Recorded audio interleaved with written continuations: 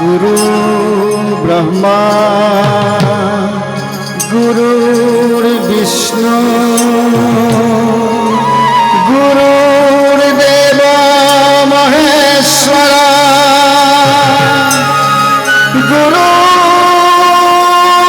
गुरुर्साक्षात् परब्रह्म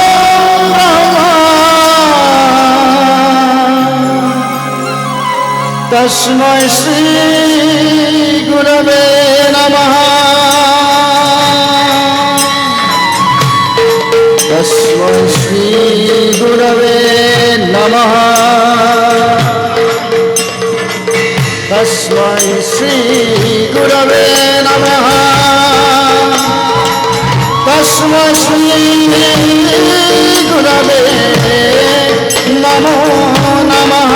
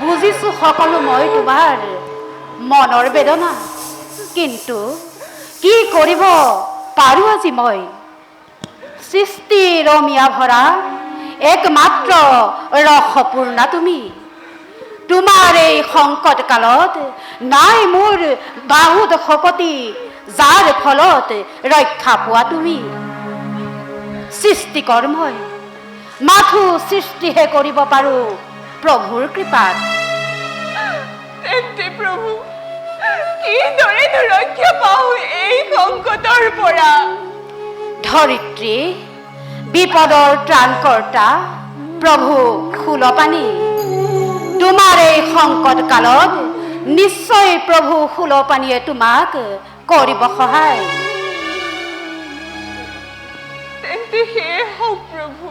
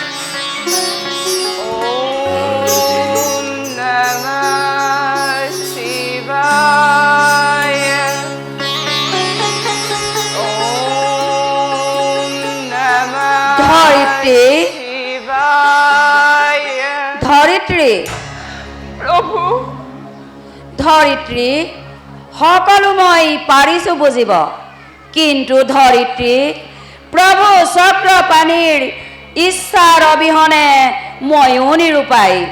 গতিকে ধৰিত্ৰী এক মনে শুদ্ধ চিতে কৰা তুমি প্ৰভুক প্ৰাৰ্থনা, তেওঁৱেই তোমাক কৰিব উদ্ধাৰ। তেন্তে সেয়ে হওক প্ৰভু।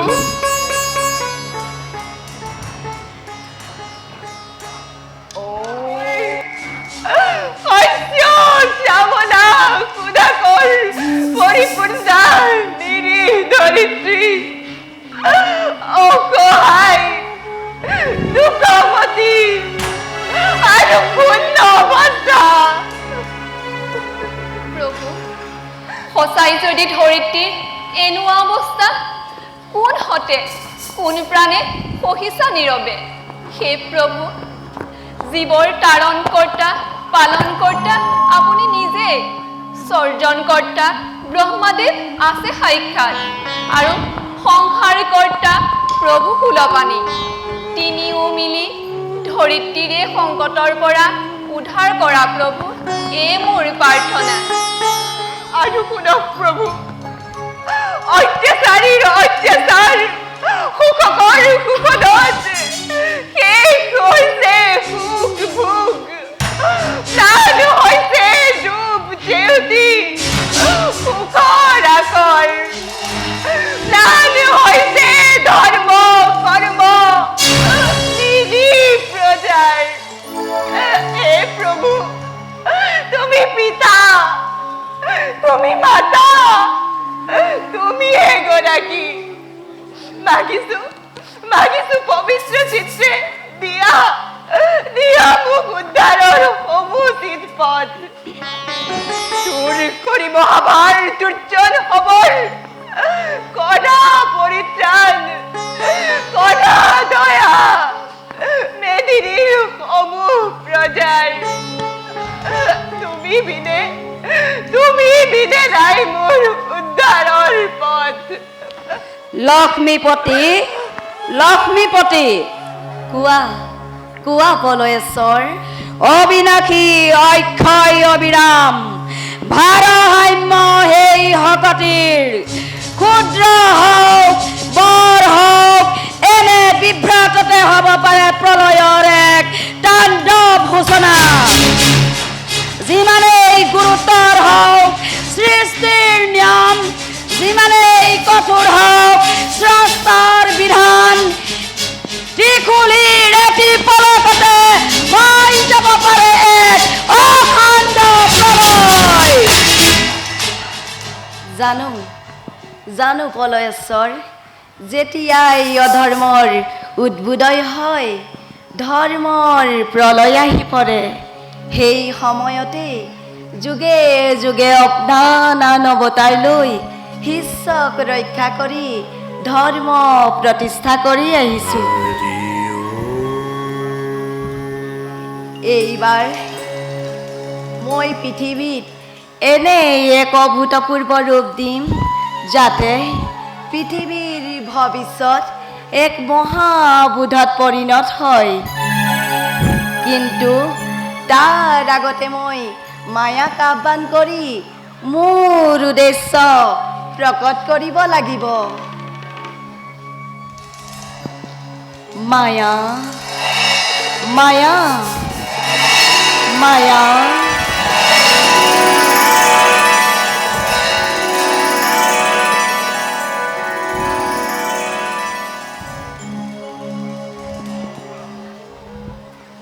প্ৰভু, দাসীৰ পণিপাত কৰক গ্ৰহণ।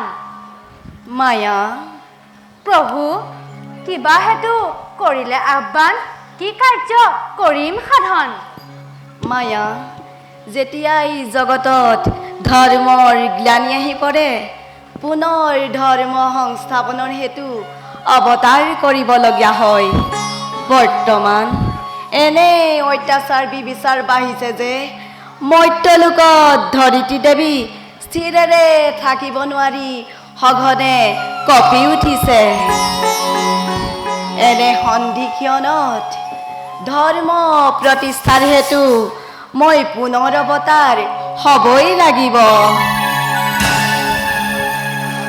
কেৱল ময়েই নহয়, বিশ্ব ব্ৰহ্মাণ্ডত থকা সকলো দেৱ দেৱতাসকল মৰ্ত্যত জন্মগ্ৰহণ কৰি মোৰ সহায় হ'ব লাগিব। তেন্তে মোৰ কৰ্তব্য কি হ'ব প্ৰভু? ভদ্ৰে, তোমাৰ কৰ্তব্য গুৰুতৰ। তুমি সম্প্ৰতি গকুলৰ যশোদা দেৱী গৰ্ভত অৱতীৰ্ণ হোৱা। মোৰ এনে কি অপৰাধ যে মই নৰজনী প্ৰাপ্তি হ'ব লগা হ'ল? এনে শাস্তি কিয় দিছা প্ৰভু? ভদ্ৰে, আমি হলো সকলো কৰ্তব্যৰ দাস। তুমি কিয় ময়ো দৈৱকী দেৱী গৰ্ভত স্থিতি লাভ কৰিম? শুনা ভদ্ৰে, দে নশ্বৰ আত্মা, আত্মা অবিনশ্বৰ। কৰ্ম ফল আৰু বাঞ্ছা অনুসৰি আত্মাই ভিন্ন ভিন্ন সময়ত দেহপ্ৰাপ্ত হ'ব লগা হয়। মইতো একো বাঞ্ছা কৰা নাছিলো। উতলা নহবা দেৱী, মোৰ বাঞ্ছা পূৰ্ণ কৰাটো তোমাৰো কৰ্তব্য। যিদৰে অনন্তই মোক চিৰকাল সহায় কৰি আহিছে, এইবাৰো তেওঁ মোৰ অগ্ৰজৰূপে দৈৱকী দেৱী গৰ্ভত স্থিতি লাভ কৰিব। কিন্তু তুমি হে ভ্ৰূণ হৰণ কৰি ৰোহিণী দেৱী গৰ্ভত স্থাপন কৰিব লাগিব। ইয়াৰো তেন্তে নিশ্চয় বিশেষ তাৎপৰ্য আছে প্ৰভু। আছে মায়া। আমাৰ প্ৰথম কৰ্তব্য হ'ব মোৰ অগ্ৰজ দৈৱকী দেৱীৰ সপ্তম সন্তানক ৰক্ষা কৰাৰ অৰ্থে ৰোহিণী দেৱী গৰ্ভত স্থাপন কৰা। আৰু মই যেতিয়া অষ্টম সন্তান ৰূপে দৈৱকী দেৱী গৰ্ভত স্থিতি লাভ কৰিম, ঠিক সেই মুহূৰ্ততে তুমি নন্দৰ গৃহত যশোদা গৰ্ভত স্থিতি লাভ কৰিবা। আৰু তাৰ পাছৰ কৰ্তব্য তুমি নিজেই কৰি ল'বা। সেয়ে হ'ব প্ৰভু, আপোনাৰ আদেশ মই যথাসাধ্যে কৰিম পালন। এবে যাওঁ প্ৰভু, মাগিছো বিদায়। যোৱা মায়া, যোৱা।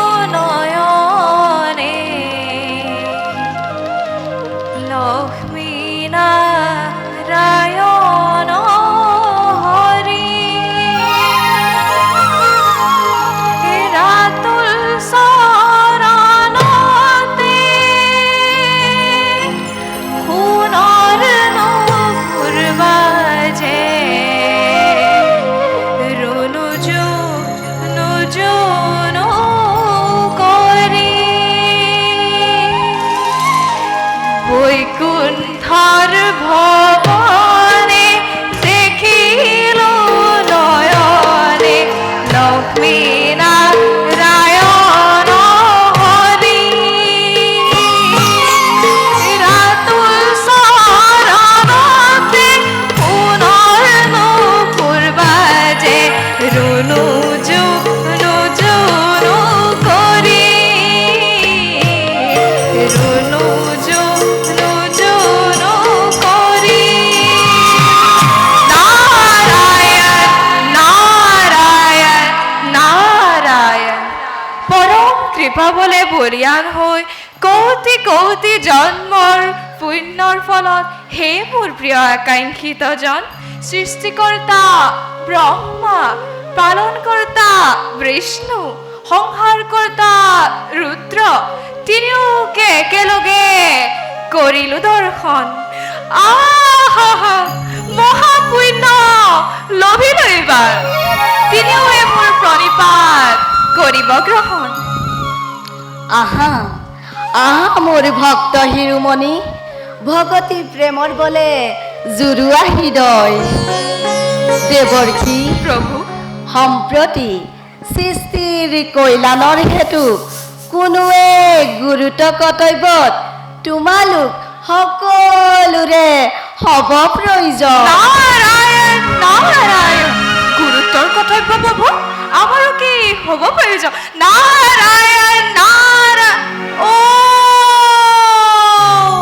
বুজিছো বুজিছো বুজিছো প্ৰভু সকলো বুজিছো মই সন্মুখত ধৰিত্ৰীক দেখি ভৱহাৰী দুখহাৰী কলংক মোচনকাৰী হে মোৰ প্ৰভু চক্ৰপাণি আজি মহাবলী অত্যাচাৰী দুৰ্জনৰ মহাভৰে অস্থিৰ মেদিনী ধ্বংস প্ৰায় লুপ্ত প্ৰায় শ্যামল ধৰণী কৰা কৰা প্ৰভু তাৰ উচিত বিধান কোন আছে তুমি বিনে বচাব মেদিনী কোন আছে তুমি বিনে নাহিব অধম সঁচা হে প্ৰভু চক্ৰপাণি দুষ্ট দৈত্য কাল নেমি পুনৰবাৰ কংসৰূপে জন্ম লাভ কৰি হুতা হৈ নিতে ধ্বংস কৰে ধৰিত্ৰী ৰমীয়া সাধু সন্ত ধৰ্ম কৰ্ম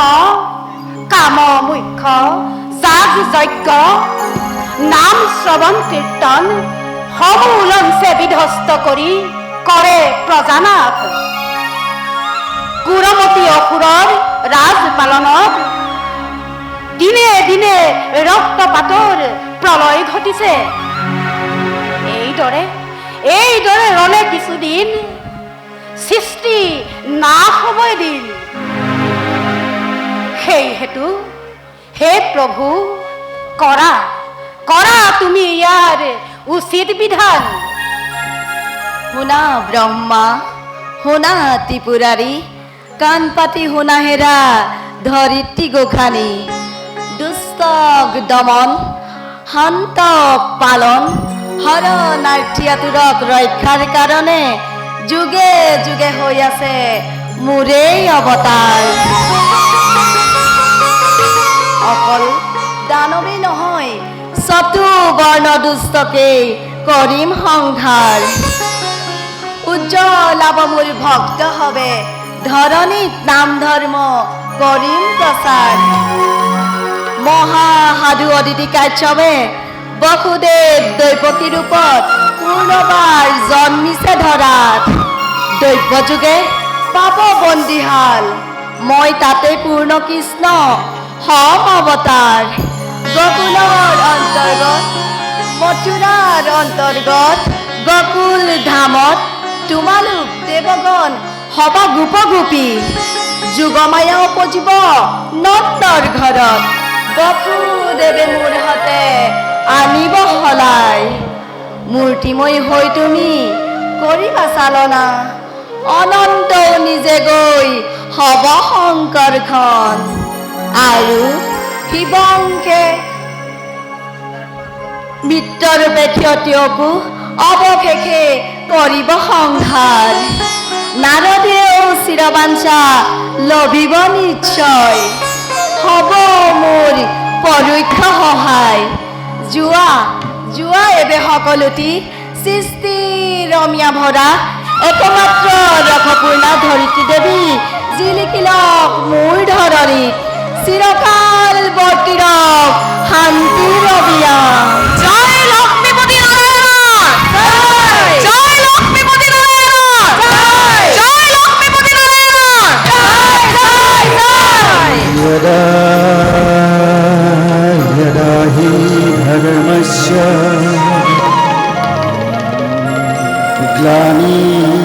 ग्लानिर्भवति भारत अभ्युत्थानम् अधर्मस्य तदत्मानं सृजाम्यहम्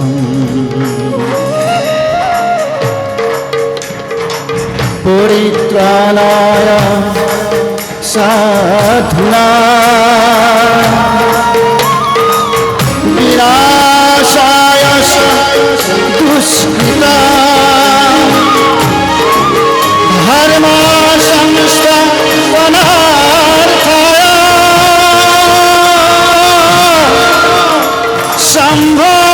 संभवामि युगे युगे संभवामि युगे युगे संभवामि युगे युगे संभवामि युगे युगे संभवामि युगे युगे संभवामि युगे युगे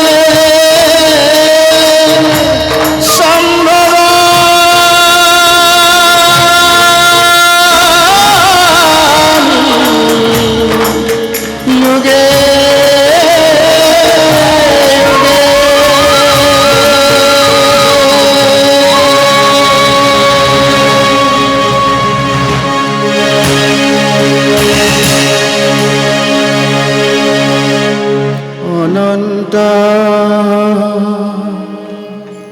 শয়না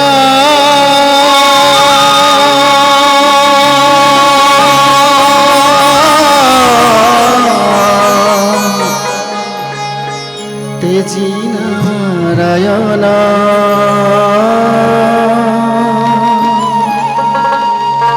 কলি যুগে হুয়া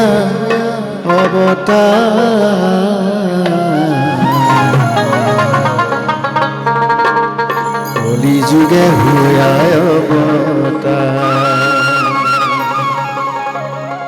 হে প্রভু জনার্দন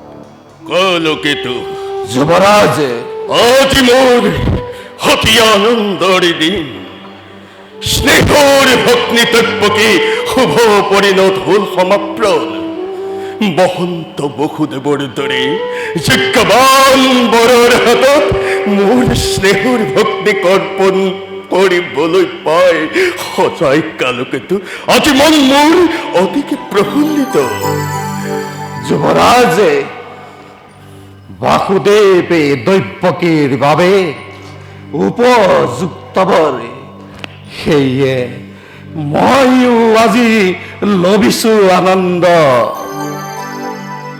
কিন্তু কালকেতু যুবৰাজ একেটি কথাই আজি মুখে বাৰে বাৰে কৰিছে বিচলিত এটি মুহূৰ্তৰ পাছতে কিহ শূন্য হব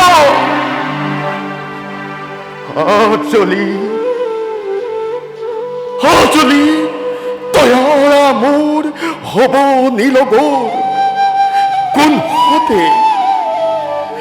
হতে বাৰু নিজ পিতৃ মাতৃ নিজ কন্যা সন্তানক উলিয়াই দি দূৰ দূৰলৈ থাকে বাৰু ধৰাত জীয়াই যুবৰাজ এইয়াই হৈছে জগতৰ চিৰন্তন নীতি কন্যা পুত্ৰ হলে পৰৰে কন্যাই গৃহ সুবাস কৰে আৰু পুত্ৰ হলে পৰৰে গৃহলৈ কৰে গমন তথাপিতো কালকেতু ছন্দ তৰাৰ দৰে জ্যোতিমান চৰাই আছিল তৎপকীয়ে মোৰ হৃদয় পোহৰাই আছিল তৎপকীয়ে মোৰ ৰাজকালীন পোহৰাই আজি শান্তি হব অন্ধকাৰ তমসা চন্দ্ৰ ৰাজকালীনত কোন সতী থাকিম জীয়াই মই ভাবিব পৰা নাই কালকেতু যুবৰাজ গুণী জ্ঞানী বিবেকী আপুনি যদিহে হয় আপুনি শোকাতুৰ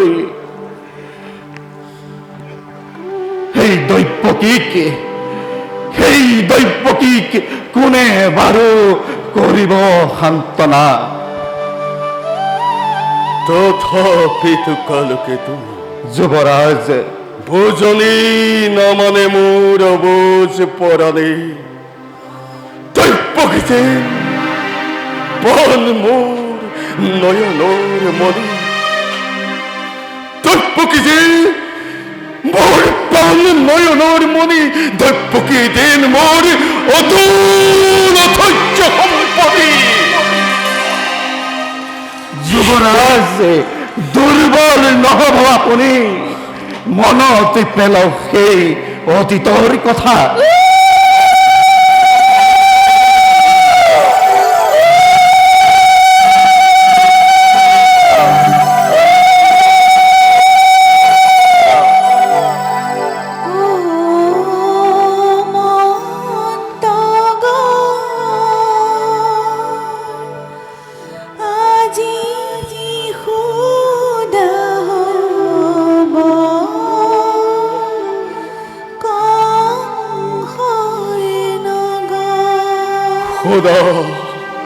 শুনা কালকেতু যুবৰাজ মাঙ্গলিক উল্লিধ্বনি হৈছে উচ্চাৰণ স্বাধীন দৈব্যকীৰ বিদায়ৰ ক্ষণ আজি মই নিজেই ৰথৰ বাগজৰি ধৰি থৈ আহিম দৈব্যকীক যাদৱপুৰত যোৱা কালকেতু সুসজ্জিত কৰা ৰথসজ্জা মোৰ ভাল যুবৰাজ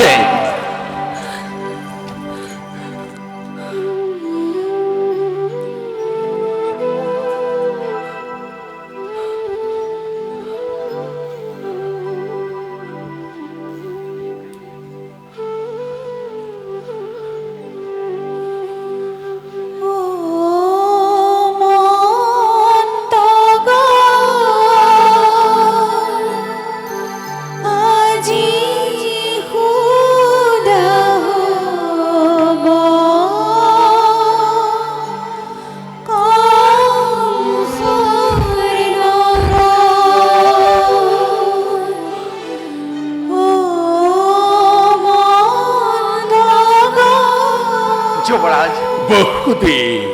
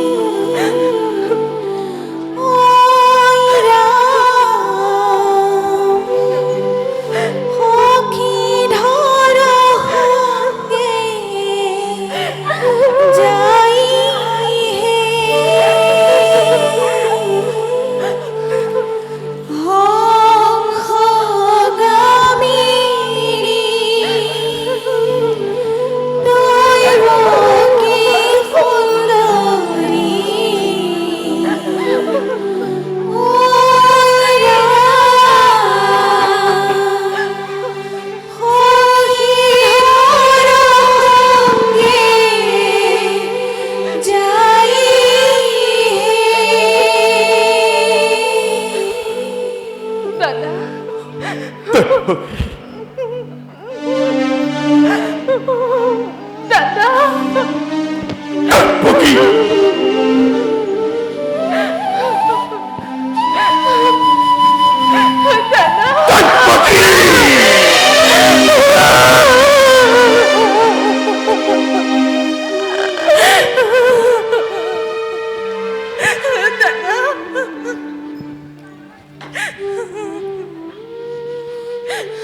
দাদা ক্ষমা কৰা ভনী তোমাৰ অতি অভাগিনী মই নবুজিলো ভাতৃ পূজে প্ৰকৃত স্বৰূপ দাদা শৈশৱৰ পৰা তই যি অকৃত্ৰিম স্নেহেৰে বান্ধি ৰাখিলি এই অভাগতজনকে তাক মই কোনো কালে পাহৰিব নোৱাৰো আই। ময়ো দাদা চিৰ ঋণী তোমাৰ কাষত নাপাহৰো জীৱনত তোমাৰ এই অকৃত্ৰিম স্নেহ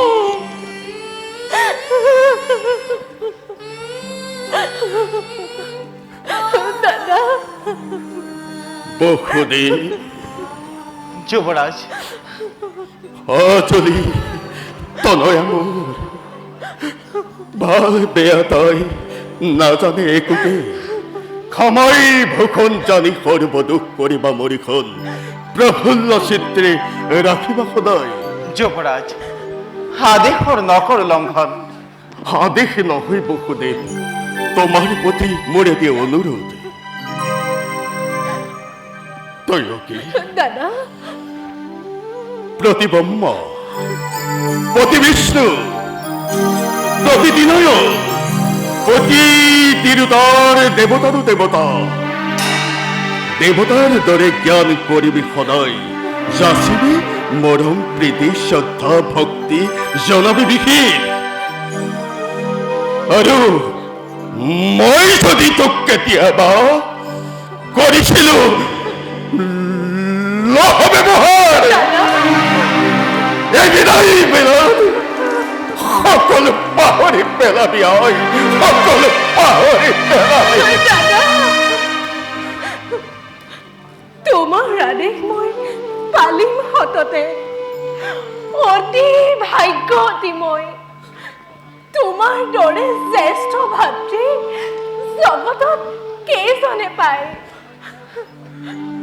দিয়া দিয়া আশীৰ্বাদ দাদা বিদায়ৰ বেলাত তথা উপদেশ সৰুগত কৰি আগবাঢ়ি যাব পাৰো জীৱন পথ। আশীৰ্বাদ আশীৰ্বাদ কিনো দিম বিষাদৰ বেদনাই দহিছে অন্তৰ তথাপিতো হিয়া জাৰি দিছো আশীৰ্বাদ তহতৰ দাম্পত্য জীৱনত হৰ গৌৰী হওক বসতি।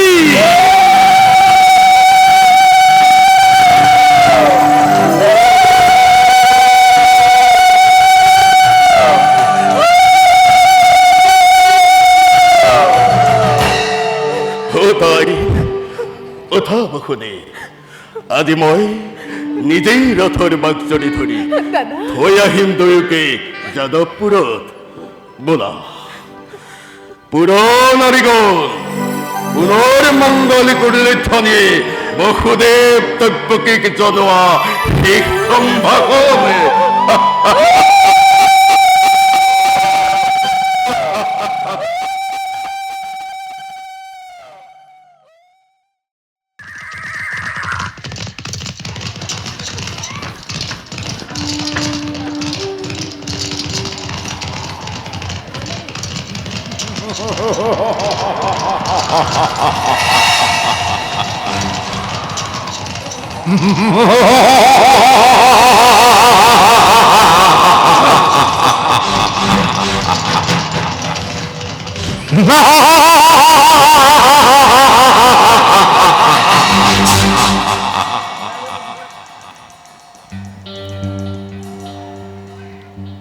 অকস্মাতে অত হাস্য সৈন্য গগনত কংস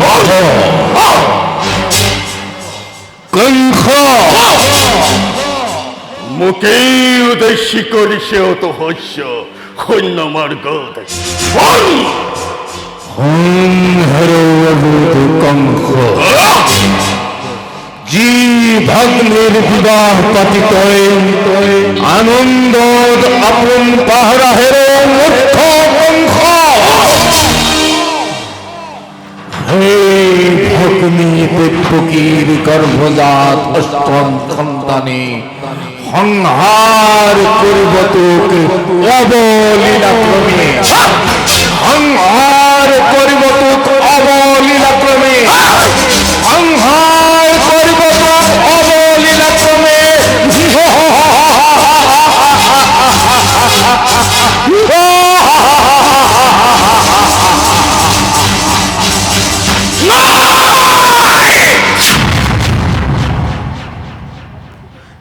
তব্যকে গৰ্ভজাত অষ্টম সন্তানে সংহাৰ কৰিব মোকে অৱলীলাক্ৰমে।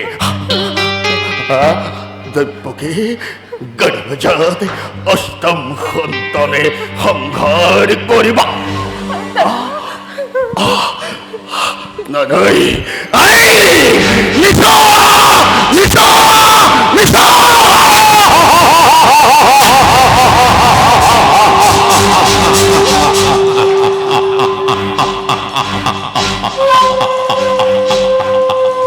সঁচা,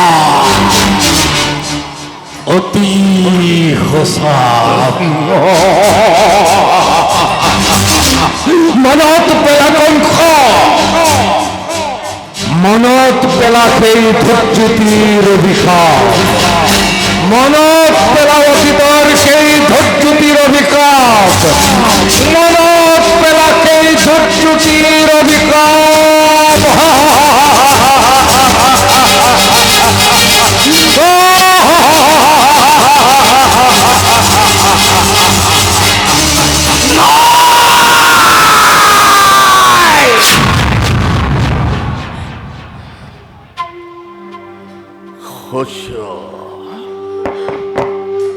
অতি হস্য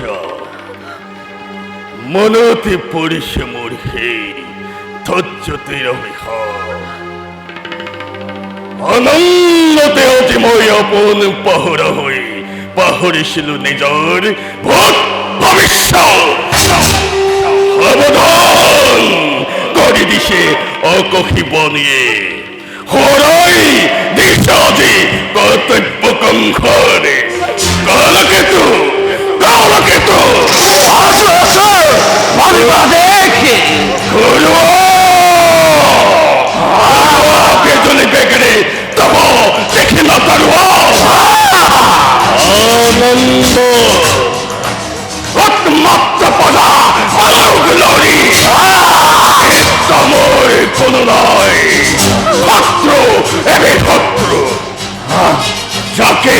যতে পোৱা এফালৰ পৰা হত্যা কৰিবা বলিয়া সতলগতি কমতে আমি মেলি দিয়া মথুৰাৰ প্ৰণাসাগৰ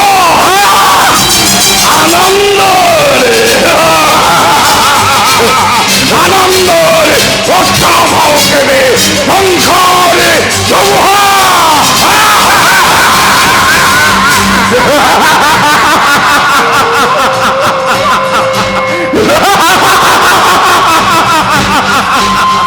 মহাকালী কালকেতুৱে কৰিছে অহংকাৰী পলয়ৰে পলয়ৰে দাবানৰে জ্বলিব অচিৰে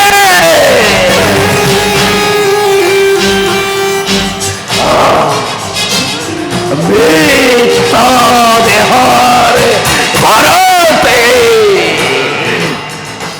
তোল মাৰ হ'ব আজি স্বৰ্গ মৈত্য পাতা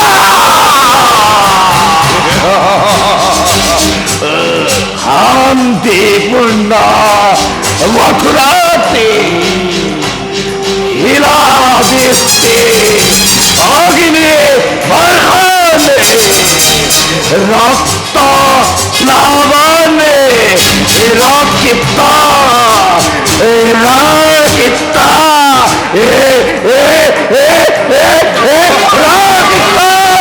প্লাৱনে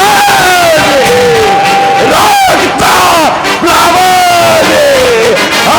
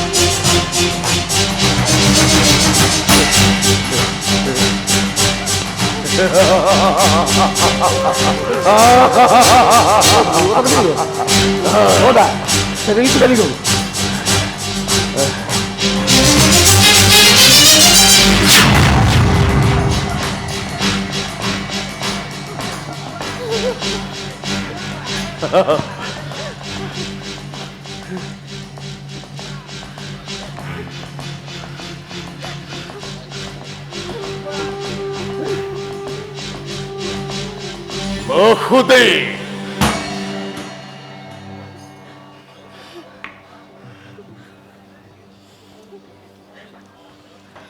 নতুন মিতি আৰু মোৰ স্নেহৰে স্নেহৰে ভৰি দৈৱকী হলি নে নহয় দুয়োৱে গণপতি যি মিলন বন্ধনেৰে বন্ধি দিলো তব দুয়োকে এই অভিশপ্ত মিলনে স্পষ্টভাৱে কৰিছে ঘোষণা অচিৰতে কংসৰে মৰণ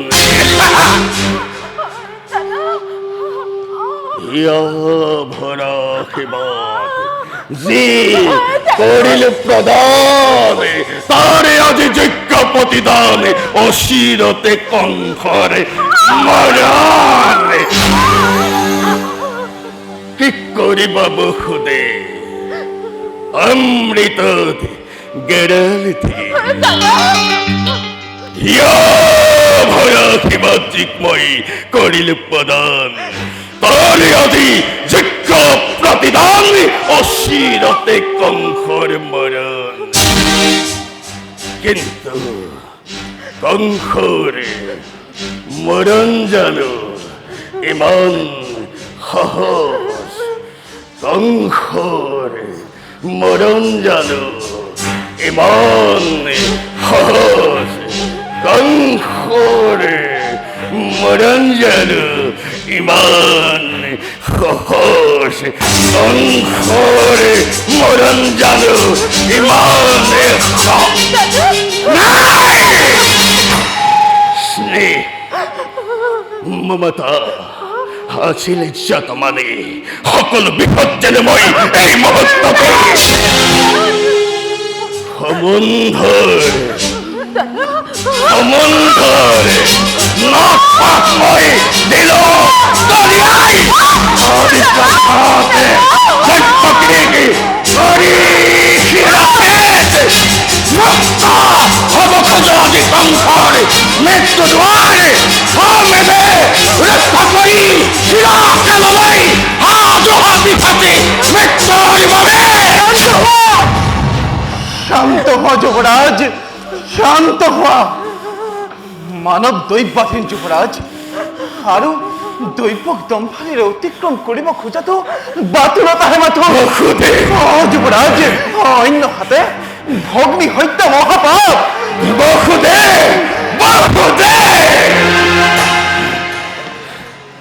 কোৱা দাদা, কিবা হেতু অনৰ্থক মই ল'ব লাগে মৃত্যুদণ্ড আজি?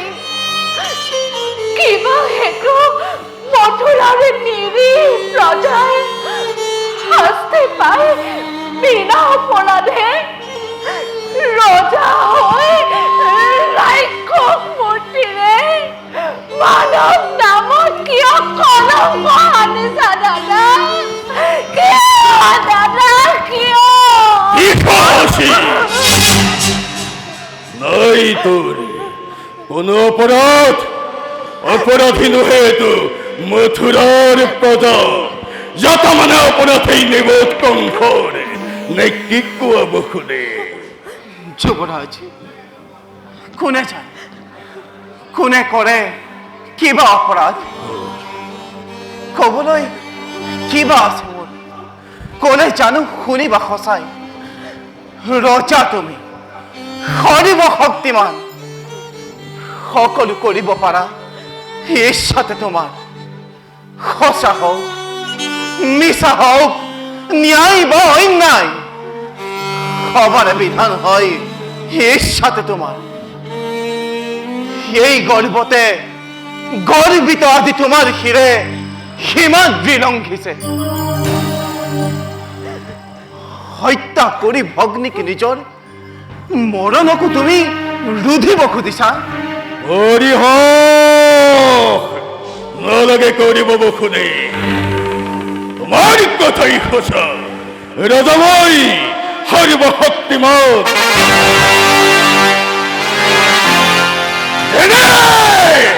ইচ্ছা মোৰ তেনে বিধান। সেয়েহে প্ৰথমেই দৈত্যকে কৰিম সংহাৰ, তাৰ পাছতে সম্বল দৰে দৈত্যকীৰ গৰ্ভজাত অষ্টম সন্তানে কিনো দৰে কংসকে সকাই বিঘিনি হাজোহা দৈত্যকে মৃত্যুৰ বাবে। সাজু আছো প্ৰত্যেক মুহূৰ্তে, কিন্তু দাদা ধৰক জানিবা বীৰ তুমি মহাশক্তিমান। তথাপিতো আজি দেখা পাই সন্মুখত আগন্তুক মৰণৰ শব্দ প্ৰহেলিকা যিবা দৰে কপিছা ভয়ত দৈৱকীয়ে মৃত্যুৰ নামত বিচলিত নহয়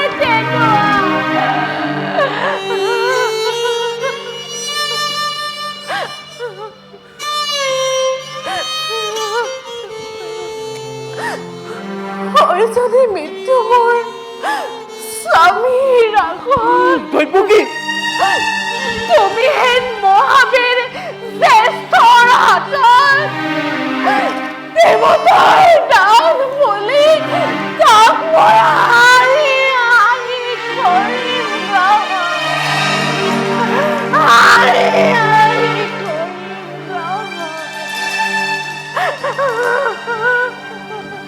সঁচা কথা যুৱৰাজ, এনে কাৰ্য অতি অশোভন।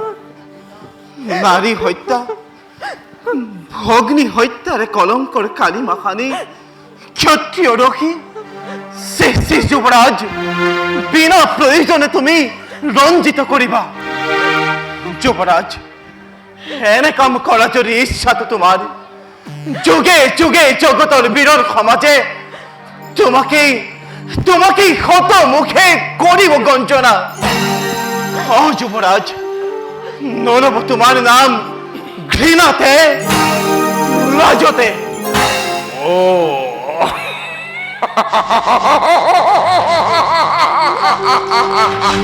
তারি ভয়ন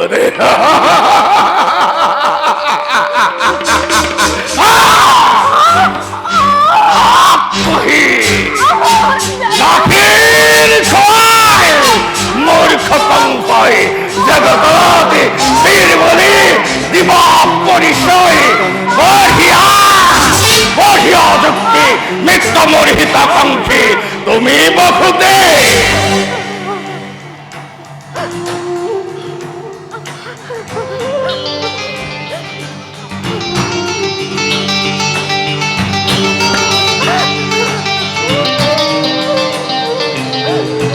যুৱৰাজ,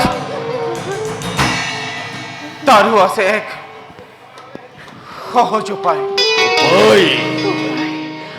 যুৱৰাজ,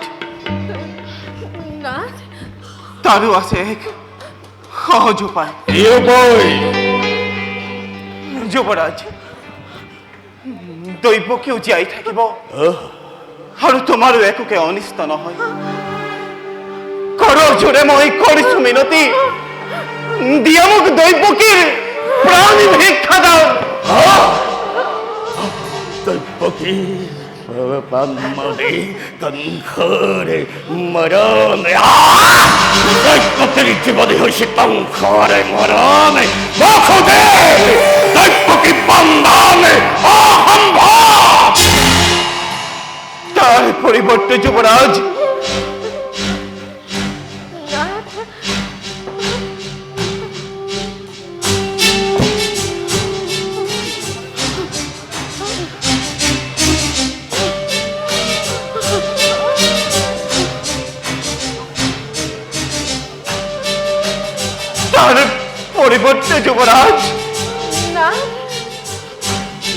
দৈৱকীৰ ঘৰে ভজাত প্ৰতিটো সন্তান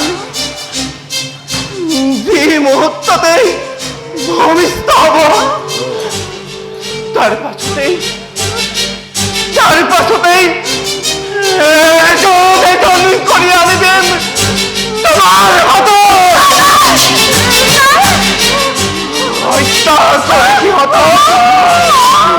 হত্যা কৰি সিহঁতক তুমি নিষ্কণ্টকে দৃশ্যমতে।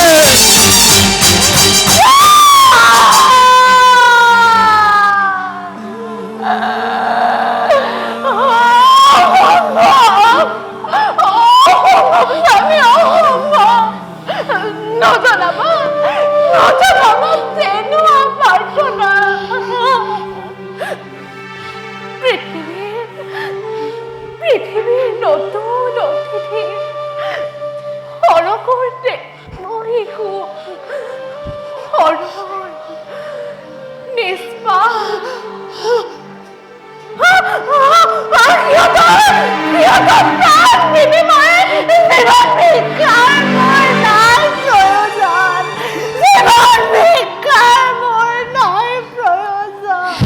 শান্ত হোৱা দৈৱকী, শান্ত হোৱা। অবিশ্ববসুদে পাৰিবানে বিখত জীৱ সন্তানৰ স্নেহ আৰু পাৰিবানে প্ৰতিজ্ঞা নিজৰ? যদি পাৰা নাই মোৰ অলপ পুত্ৰী, তোমাৰ মুখলৈ চাই দিব পাৰো দৈৱকীক মুক্তি। শক্তিধৰ নরপতি তুমি, প্রজা আমি, আশ্রিত তোমার, দুর্বল আমার করা প্রবল শক্তিরে আপন ঈশ্বরে কাহিনী বপারা জীবা থাকে সকলো আমার। তথাপিতো কম শুনা ৰাজন, মিছা কথা মই নকওঁ কদাপি। সাক্ষী কৰি চন্দ্ৰ সূৰ্য, সাক্ষী কৰি নক্ষত্ৰ মণ্ডলী, দক্ষিণ হস্তেৰে স্পৰ্শ কৰি আর ভাঙ্গিনের খের করিস প্রতিজ্ঞা, এই জগন্নাথ যে করিষ্যত জুখমে পথ আখরে আখরে মই করিম পালন।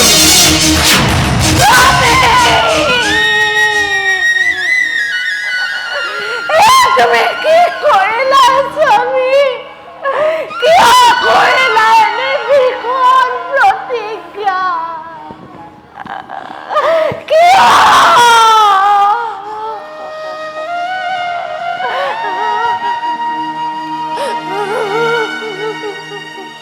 শান্ত হওয়া দৈবকী, শান্ত হওয়া। দৈপুরে বিধানিত নহয় খণ্ডন, বাধা নিদিবা দৈবকী, বাধা নিদিবা। প্রতিশ্রুত আজি মই নেই যে প্রতিজ্ঞা।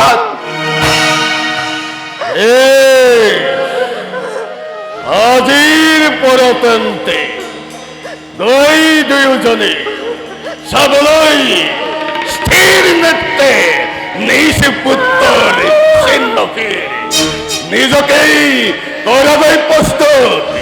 সিংহবাৰ সুসজ্জিত অন্য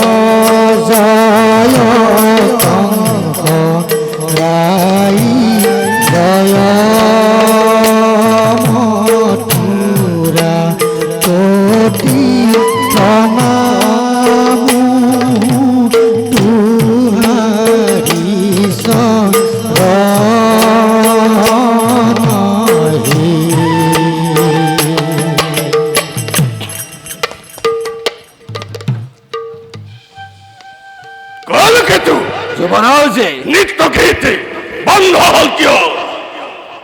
যুৱৰাজে সিংহ দ্বাৰতে হৌৱা বাসুদেৱে বসুদেৱ হয় যুৱৰাজে যোৱা পঠাই দিয়া প্ৰমোদ কক্ষলৈ।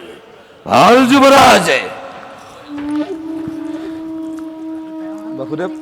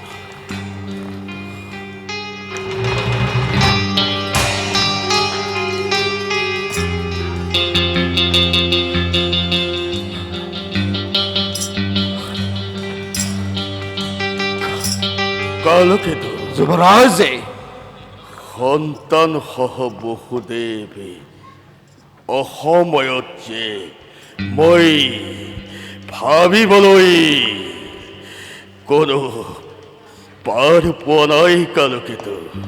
যুৱৰাজে খন্তেকে অপেক্ষা কৰকে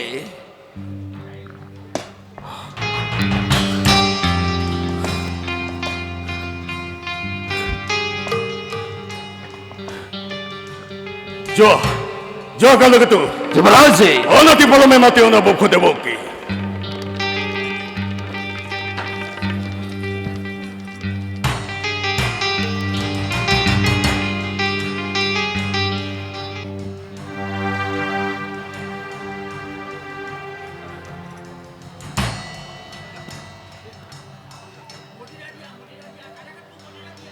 কালকেতু মদিৰা দিয়া আৰু বকে।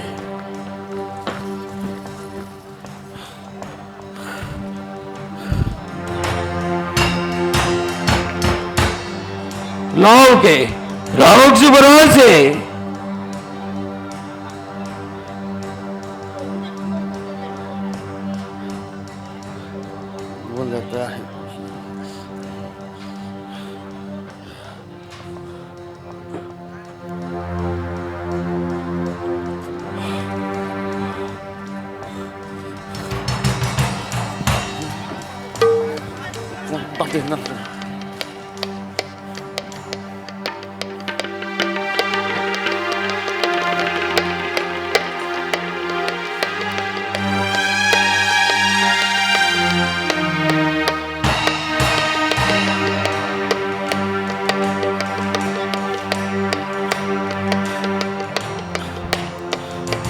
কালকেতু যুৱৰাজে বসুদেৱ অহাৰ যেন হৈছে পলম।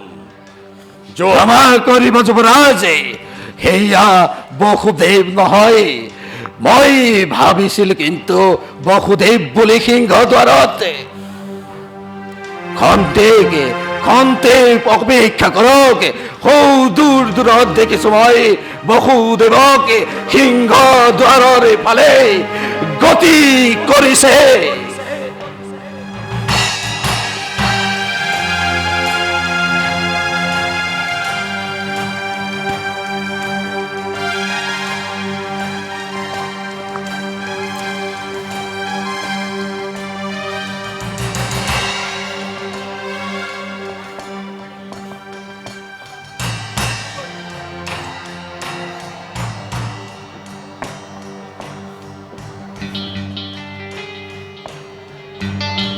যোৱা কালকেতো যুৱৰাজে পঠাই দিয়া পাবত্যলৈ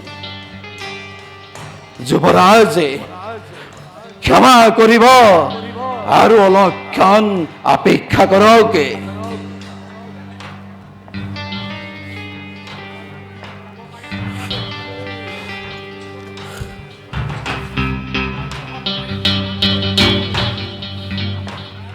কালকেতো যুৱৰাজে ইন্দ্ৰ সভাত গৈ এই কংস সভা অতি মনোহৰ। যুৱৰাজে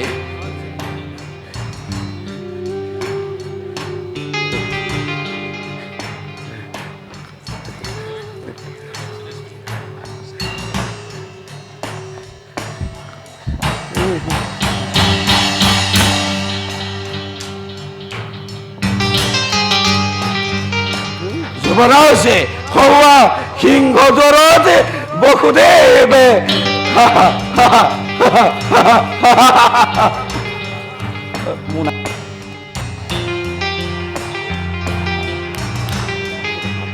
পারলি ফেসতে পারলি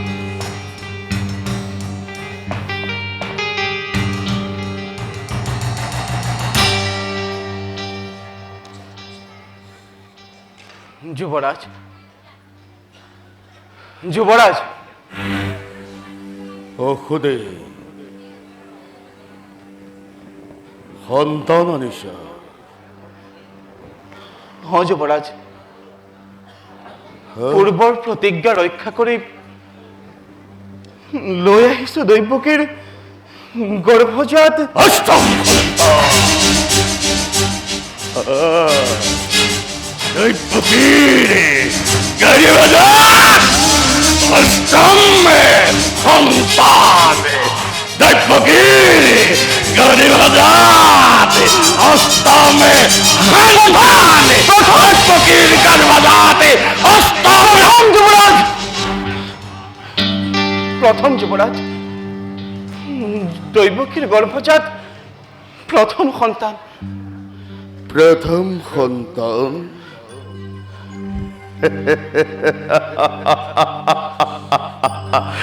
দৈবকীর গর্ভজাত প্রথম সন্তান কংসর মরমর ভাগিন ননীর প্রতলা সদৃশ সুকুমল বালক দৈবকীর গর্ভজাত প্রথম সন্তান। লৈ যোৱা বসুদে প্ৰথম সন্তানৰ মোৰ নাই অৱশ্য।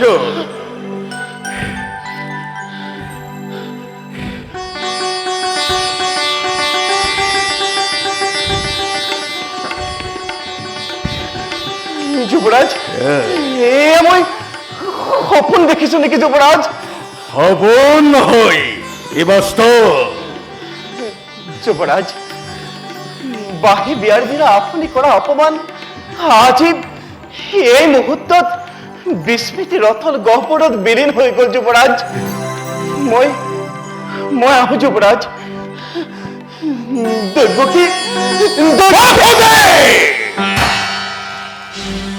কিন্তু মনত ৰাখিবা যিদিনাই জন্মগ্ৰহণ কৰিব দৈবকীৰ গৰ্ভজাত অষ্টম সন্তান কংসৰ পানবৰী সেইদিনাই আনি মোৰ তুলি দিবা পাষাণ হাতা।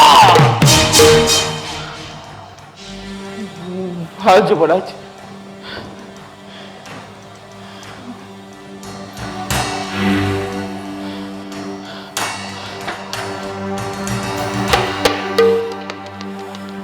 কালকেতু ৰাজে তোমালোকে ভাবা নেকি কংসৰ হৃদয়ত দয়া নাই, স্নেহ নাই, মমতা নাই? যুৱৰাজে কংস নিষ্ঠুৰ অত্যাচাৰী বুলি কিন্তু তোমালোকেও নাজানা কংসৰো এখন হৃদয় আছে।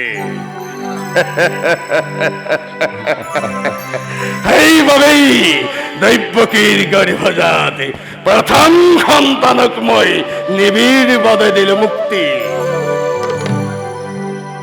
আছে যুৱৰাজে, আছে আছে আপোনাৰো এখন হৃদয়। সেইবাবেইতো দৈৱকী গৰ্ভজাত অষ্টম সন্তান যিদিনাই ভূমিষ্ঠ হব সেইদিনাই কংসৰ এই পাহান হাতে কৰিব নিধান। সেইবাবেই প্ৰথম সন্তানক মই নিবিড়ভাৱে দিলো মুক্তি। যুৱৰাজৰ উত্তম বিচাৰ।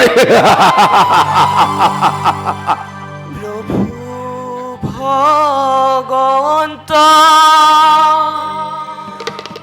অনন্ত ঈশ্বৰ প্ৰপন্ন জনতা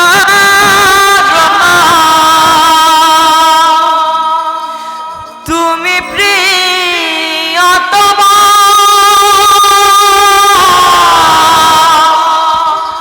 পৰম দেৱতা জানিয়া লৈলো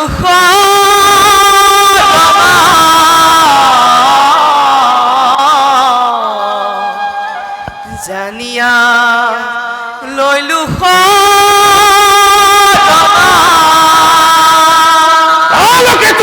যুৱৰাজে পুনৰ দৈৱবাণী হয় নেকি উচ্চাৰণ? নহয় নহয় যুৱৰাজে, সেয়া দৈৱবাণী নহয়, সেয়া সেয়া দেৱৰ্ষি নাৰদৰ যোৱা যোৱা মাতি আনা অমুক কক্ষলৈ। ভাল যুৱৰাজে। নাৰায়ণ নাৰায়ণ নাৰায়ণ সৌভপতি কংসৰাজৰ জয় হওক। আহক দেৱৰ্ষি, কওকচোন দেৱৰ্ষি, কিবা হেতু প্ৰৱেশিলেই মথুৰাপুৰীত?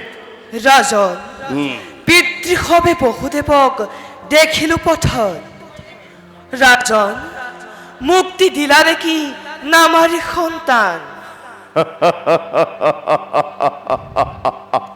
ঠিকেই দেখিছ দেৱৰ্ষি, দৈৱবাণীয়ে কয় দেৱৰ্ষি, দৈৱবাণীয়ে কয় দৈৱকীৰ গৰ্ভজাত অষ্টম সন্তানহে মোৰ পানবৰী, প্ৰথম সন্তানটো নহয়। সেইবাবেই নিবিড়ভাৱে মই দিলো মুক্তি। ৰাজন, ভাবিছিলো তুমি কূটনীতি ৰাজনীতি সকলো জানা, কিন্তু যি বুজিলো তোমাৰ কূটনীতি ৰাজনীতি বুজাৰ ক্ষমতা একেবাৰেই নাই। ৰাজন, সেয়া হৈছে দেৱতাৰ চালনা। দেৱতাৰ গণনা মতে প্ৰথম সন্তান হ'ব পাৰে অষ্টম, আৰু ৰাজন অষ্টম সন্তানো হ'ব পাৰে প্ৰথম। ই কেনেকৈ সম্ভৱ দেৱৰ্ষি? সম্ভৱ ৰাজন, চোৱা এই পাহি এপাহি অষ্টদল পদ্ম, ইয়াৰ আদি অন্ত তুমি একোকেই ধৰিব নোৱাৰা। দেৱতাৰ গণনা মতে প্ৰথম, দ্বিতীয়, তৃতীয়, চতুৰ্থ, পঞ্চম, ষষ্ঠ, সপ্তম আৰু এয়া অষ্টম। পুনৰ চোৱা ৰাজন, অষ্টমক আদি কৰি যদি আমি গণনা কৰো, অষ্টম, সপ্তম, ষষ্ঠ, পঞ্চম, চতুৰ্থ, তৃতীয়, দ্বিতীয় আৰু এয়া চোৱা ৰাজন প্ৰথম।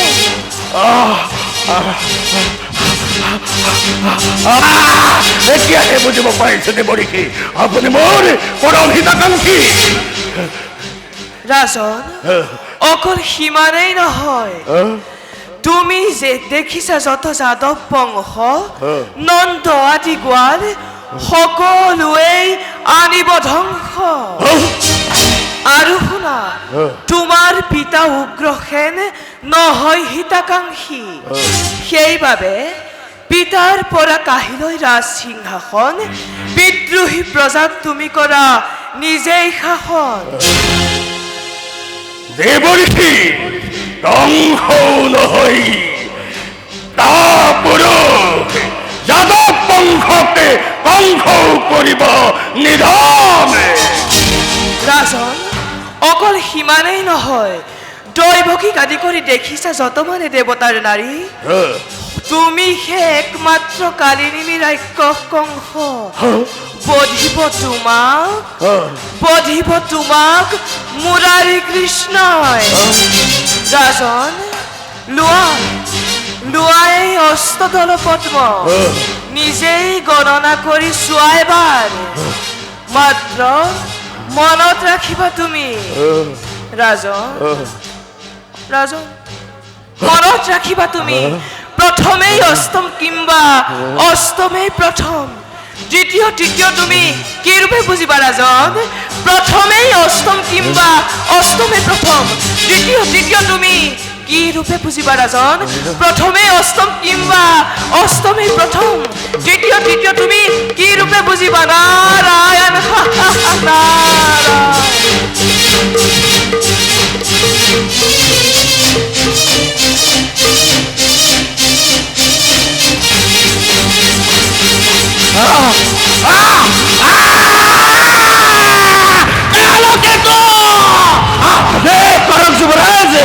দেৱলোকক মোক বধিবৰ বাবে কৰিছে ষড়যন্ত্ৰ ইয়াৰ এটা প্ৰতিকাৰৰ কৰা ব্যৱস্থা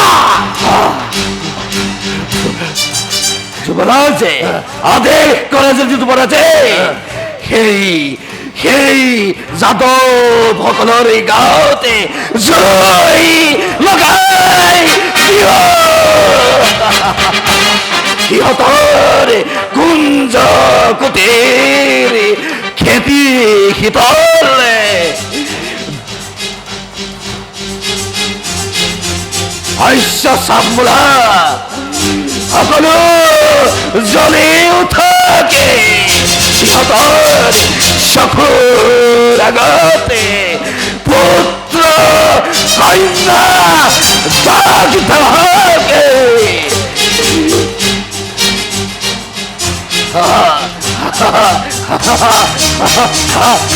সুখ নয়নে সুখ নিদ্রাতে স্বামী স্ত্রী সবাকে উঠাকে আকাশ জুড়ে কান্দুলার রোল থাকে উঠাকে উঠাকে উঠা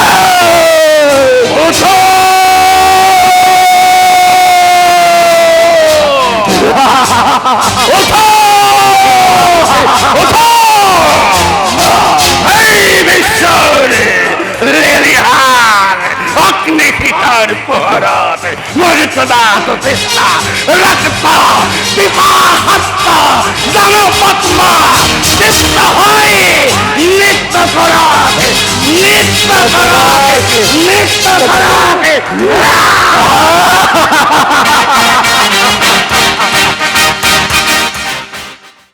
এহেঁতিও দুৰ্ঘূৰ টোপনিত আজি এহেঁতি সন্তান জন্ম দি গতিকে বেলেগ মানুহক নানে গতিকে মই অকণমান শুই লওঁ তই অকণমান ইয়াতে নাই মইহে শুওঁ বুজিছ মোৰ বৰ টোপনি লৈছে মই শুৱে আৰু দেই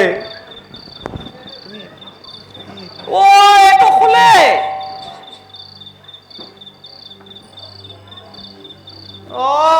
তই শুই থাক আৰু মই এহেঁতক ৰখি থাকিম হয়নে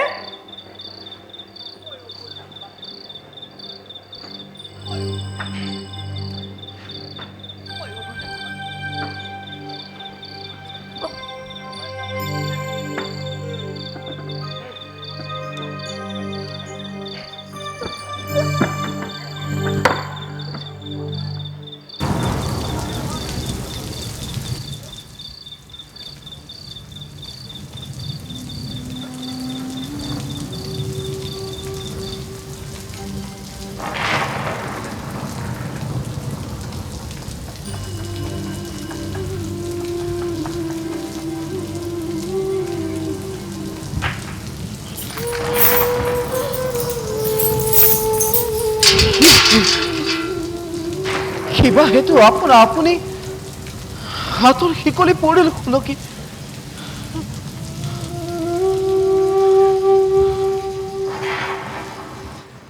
টান বান্ধোনৰ পৰা নিষ্ঠুৰ ৰজাৰ কোনে আহি অকস্মাতে কৰি দিলে মুক্তিৰ বিধান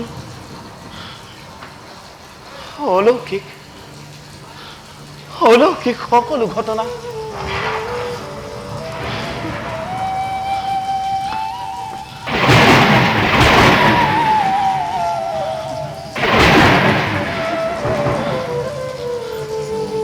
বাহিৰত দবা পিতা শিল বৰষুণ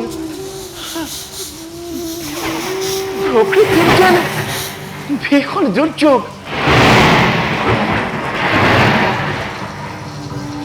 সৃষ্টি যেন ধ্বংস হ'ব এটি পলকতে ভিতৰত মই আৰু দৈৱকী মাথোন আছো যেন দুটি প্ৰাণী সৃষ্টিত কেৱল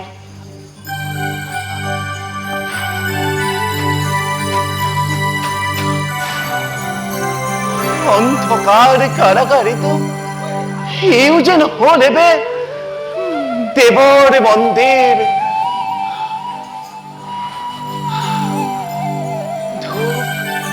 ধৰা সন্তানেৰ গন্ধে অভিত কৰে চতুৰ্দিক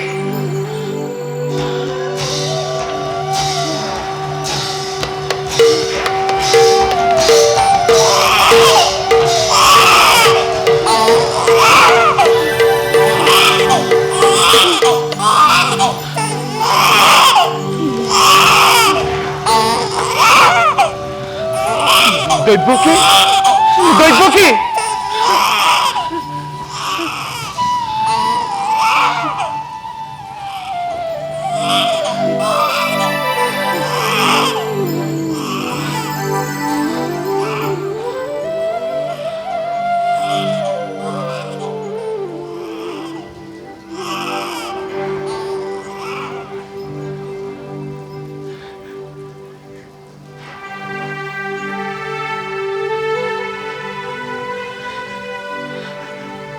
লোৱানাথ পুত্ৰ ৰত্ন দিলো উপহাৰ দিয়া দিয়া দৈবকী দৈবকী ক'ত ক'ত মোৰ পুত্ৰ ক'ত দৈবকী ক'ত পুত্ৰ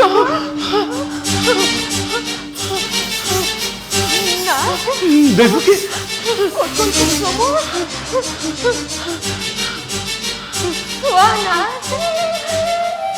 আলোকিত কৰি কাৰাগাৰ এনেকে দিগন্ত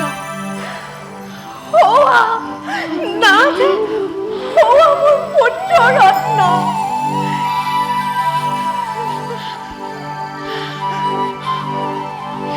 কি ভাগ্য কি পুণ্য দৈবকী ই যে আমার সহস্র জন্মর কঠোর তপস্যার ফল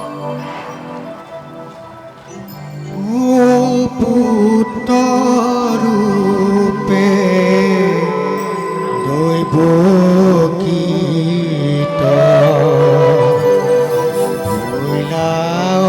অবতার এই শঙ্খ চক্র গদা পদ্ম ভৰত তোমাৰ হে পিতবস্তে শুভে অতি চামে কলে বৰ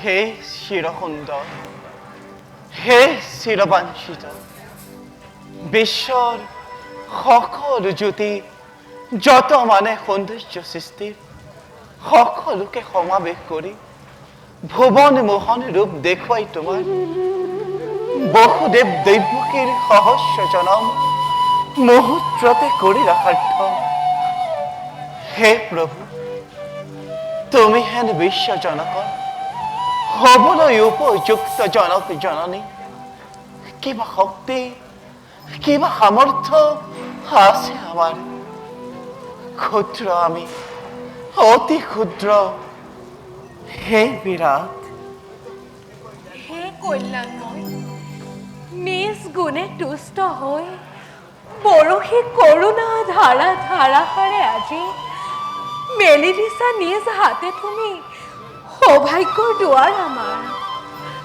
প্ৰভু পুত্ৰ ভাৱে তুমি মোক ধৰিলা সাৱটি মাতৃভাৱে ললো মই বুকুত সোমাই সামৰা তজ চকু চাট মাৰি ধৰা জ্যোতি জগতৰ পুত্ৰ ৰূপে নয়নৰ মণি ৰূপে মোৰ বুকুলৈ আহা এটিবাৰ ফেটি লোৱা দৈৱকীৰ কোলাত প্ৰভু দৈৱকীৰ মনোবাঞ্ছা পূৰ্ণ কৰা মোৰো এবে হে অভিলাষ পুত্ৰৰূপ দেখুৱা তোমাৰ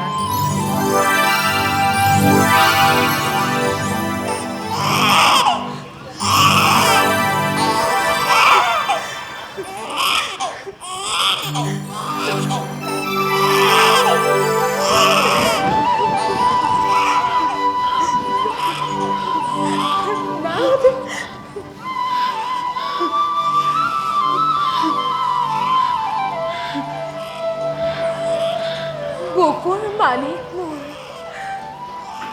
বংশৰ পদুম মমূৰ্ষ দেহত তুমি দিলা দৈৱকীৰ হীৰাই কি যে ঢালি দিলা অমৃতৰ সোণ সঞ্জীৱিত হ'ল নিত প্ৰাণ ভাগ্যৱতী তুমি দৈৱকী মুখুৰীয়া ল'বলৈ সৌভাগ্যৰ ভাৱ মোক ল'বলৈ প্ৰাণ ভৰে পুত্ৰ কেবা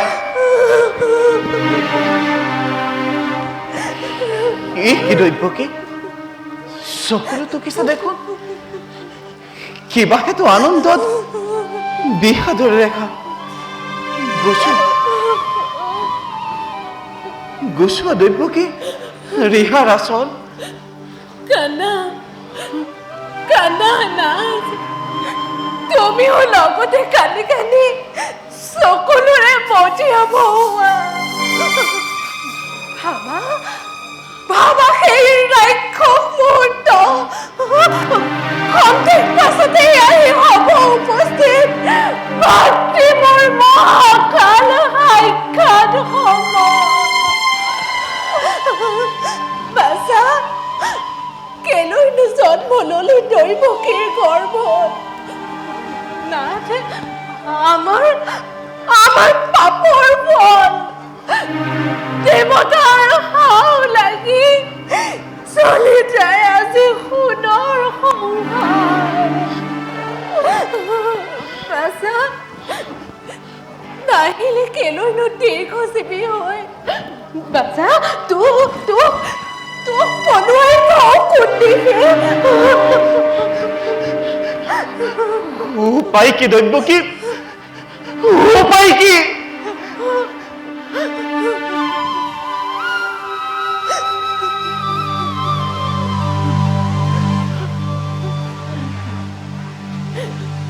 উপায় কি দৈৱকী কি উপায়েৰে ৰক্ষা কৰো বংশৰ প্ৰদীপ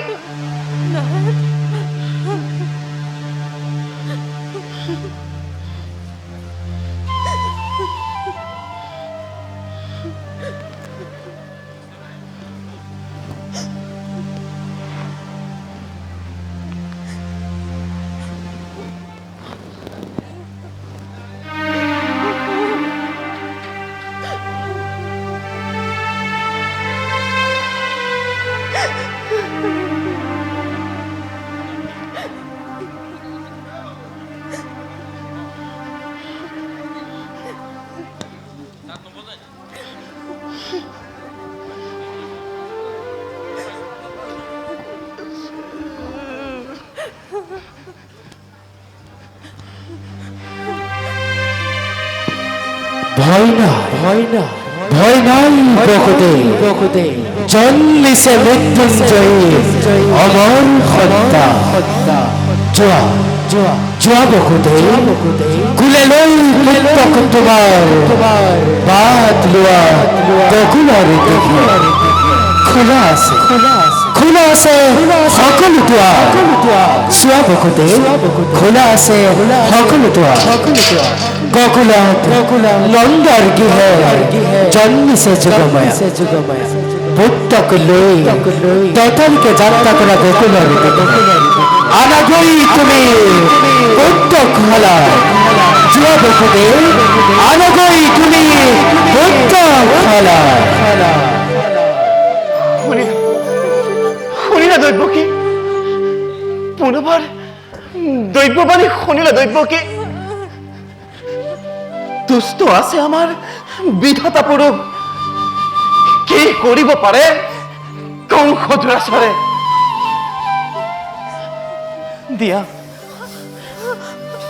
দিয়া দৈব্যকী পুত্ৰক তোমাৰ দৈব্যৰ নিৰ্দেশ মৰ্মে মুহূৰ্ততে খুঁজি লওঁ মই গকুলৰ দিশে দিয়া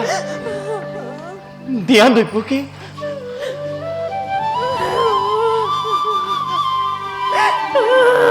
দিয়া দৈব্যকী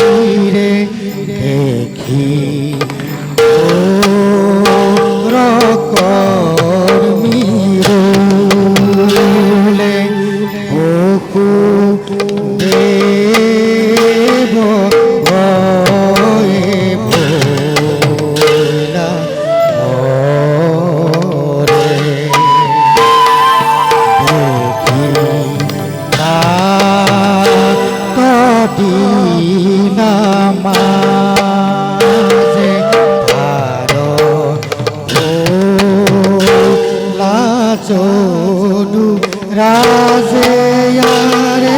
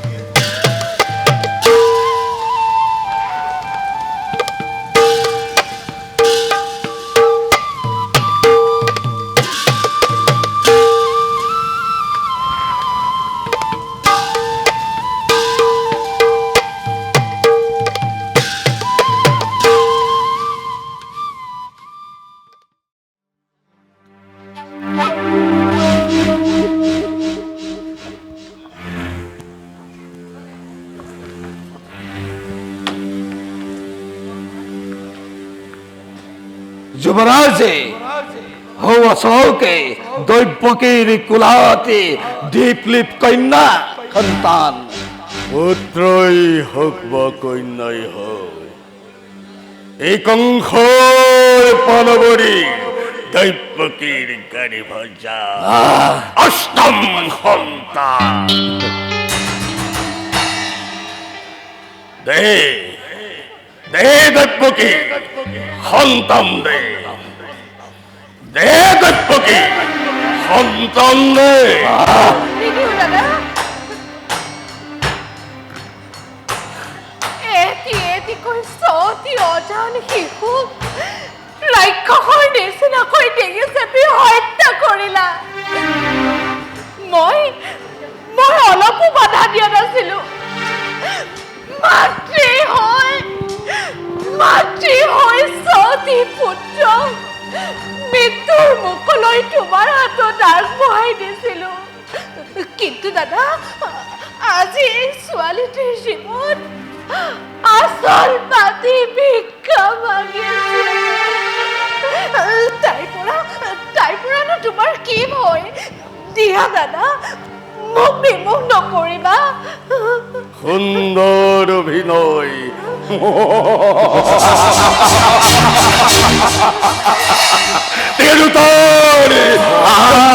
পদে কংসক কৰ্তব্য সত্য কৰিব নোৱাৰে। দে দে দৈব্যকী সন্তান দে। খাপ খাপ পঢ়ি কংসই ৰং চাব নোখোজে। দে দে দৈব্যকী সন্তান দে। নিদিওঁ দাদা, তোমাক চুৱাবলৈ নিদিওঁ। সন্তান দে। দাদা, দে দৈব্যকী সন্তান দে। দে দৈব্যকী সন্তান দে। দে দৈব্যকী সন্তান দে।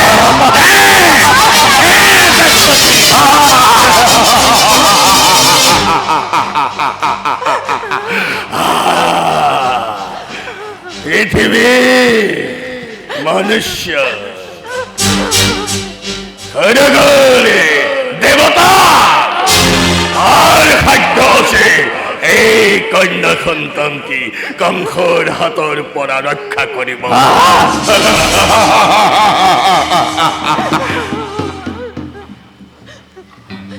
বহুদেৱ কি হ'ল? তুমি দেখোন স্পষ্ট মূৰ্তিৰ দৰে ৰৈ চাই থাকিলা। খন্তেক অপেক্ষা কৰা, সৌভাগ্য ভাবিলৈ চাই এই কন্যা সন্তানটি শিলত আচাৰি কিনোদৰে মই ইহলীলা সম্পাদন কৰিম। শ্যাম কংস, এই দুই চক্ষুৰে সতী সন্তানৰ মৃত্যু চাইছিলো। ছখন নতুন সৃষ্টিৰ প্ৰণয় লীলা নিজ চকুৰে দেখিছিলো। আজিও মই ঠিক সেইদৰেই চাম।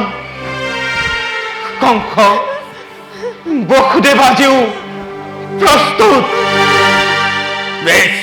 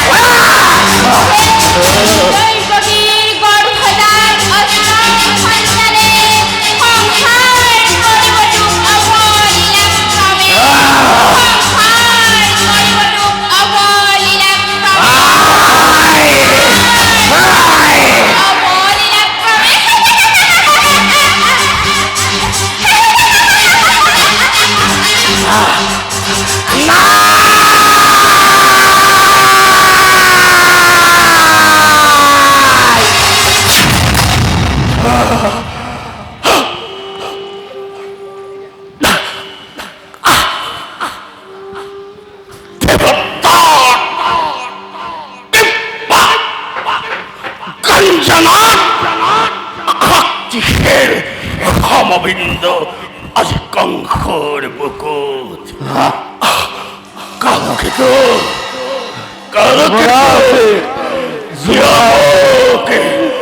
বাহুত আশ্ৰয়